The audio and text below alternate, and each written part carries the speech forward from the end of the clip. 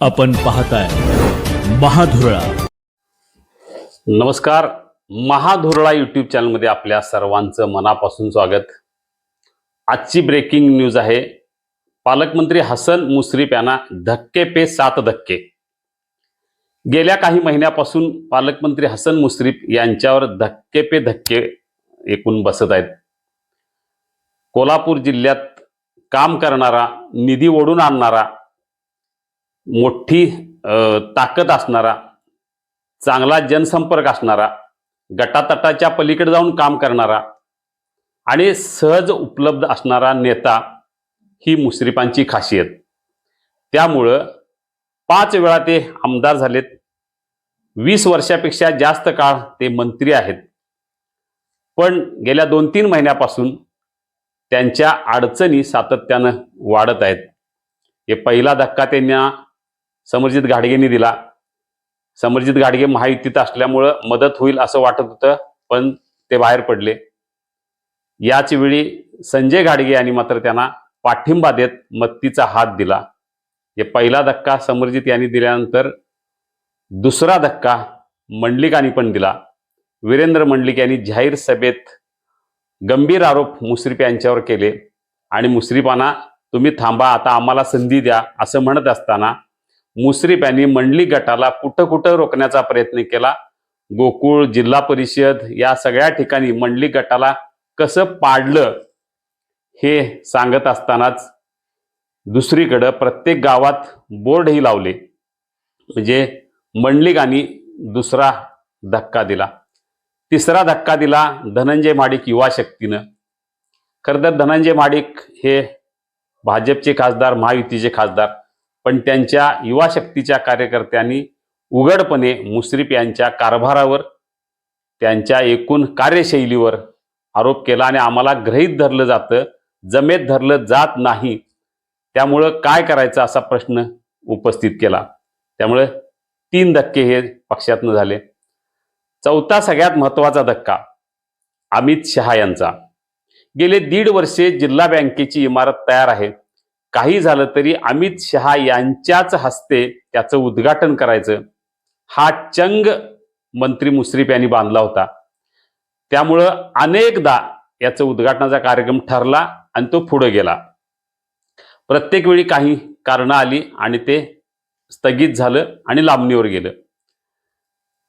काही झालं तरी या बँकेचं उद्घाटन केंद्रीय गृहमंत्री अमित शहा यांच्या हस्ते करायचं हे ठरवलेल्या मुश्रीफांना शेवटी त्याचं उद्घाटन उपमुख्यमंत्री अजित पवार यांच्या हस्ते करावं लागलं. काही कारणामुळे मुख्यमंत्री येऊ शकले नाहीत, उपमुख्यमंत्री देवेंद्र फडणवीस येऊ शकले नाहीत. कारण काही असो, पण ते आले नाहीत दोघंही.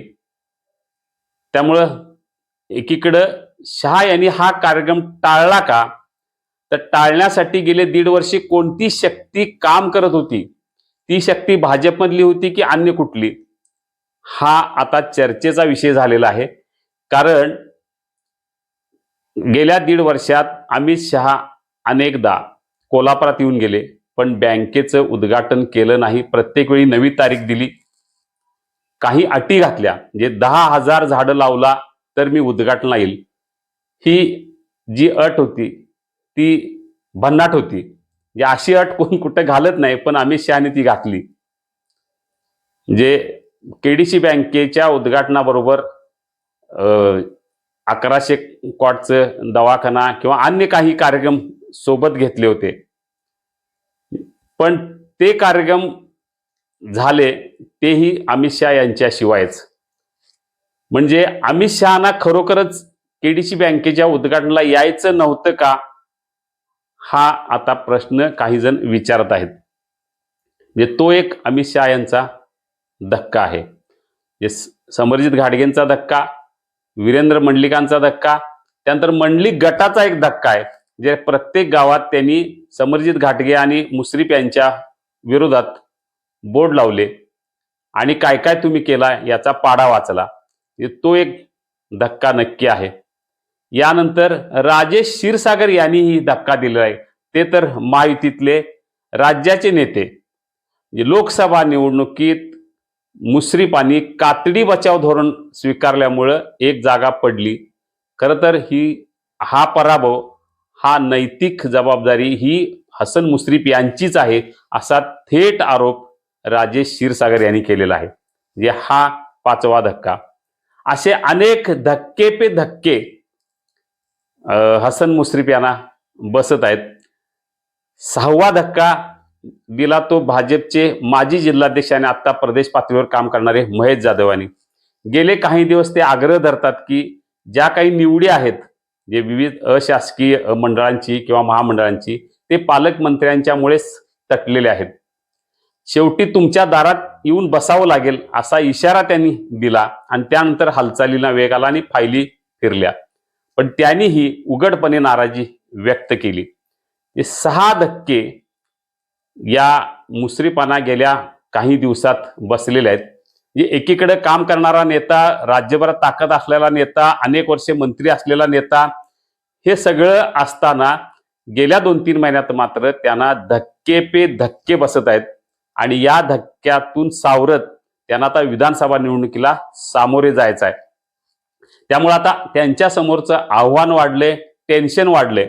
आता हे आव्हान ते कसं पेलतील, टेन्शन कसं दूर करतील आणि समरजित घाटगे यांच्या बरोबर, यांच्या विरोधात ते कसं ताकदीनं लढतील, हा चर्चेचा आणि महत्त्वाचा विषय आहे. आता घोडा मैदान जवळ आहे. नेमकं कागलच्या राजकीय विद्यापीठात काय होणार हे आपण पाहू. अन्य काही घडामोडी होत असतील तर ते पाहण्यासाठी सबस्क्राईब करा महाधुरळा यूट्यूब चॅनेल. धन्यवाद.